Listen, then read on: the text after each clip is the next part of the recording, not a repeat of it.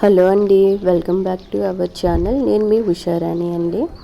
ఇప్పుడు మనం చూస్తున్నాం ఎల్లోరా కేవ్స్ అండి.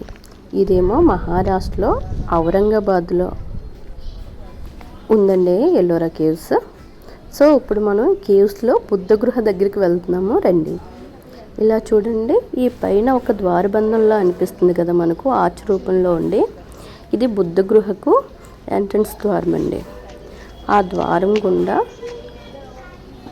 మనకు కొన్ని డేట్స్లో సూర్యుడు నేరుగా వెళ్ళి ఆ బుద్ధుని పాదాల కంటే ఆ సూర్యకిరణాలు తాకుతాయండి. సో ఇప్పుడు చూడండి, ఇది బుద్ధ గృహ అండి. బుద్ధుడు ధ్యాన స్థలం అండి ఇది. అప్పట్లో మన ఇండియాకి బుద్ధులు వచ్చేటప్పుడంట మత ప్రచారానికి జైనులు బౌద్ధులు ఇక్కడే స్థావరం ఉండేవాళ్ళంటండి. సో ఇది పైన చూసారా, ఇది ఒక హృదయాకారంలో ఉంటుంది. ఇక్కడ మనము ఓం అనే శబ్దాన్ని కనుక ధ్వనిస్తే ఆ ధ్వని మొత్తం ఆ కేవ్స్ గుండా మనకి వినిపిస్తుందండి లోపల.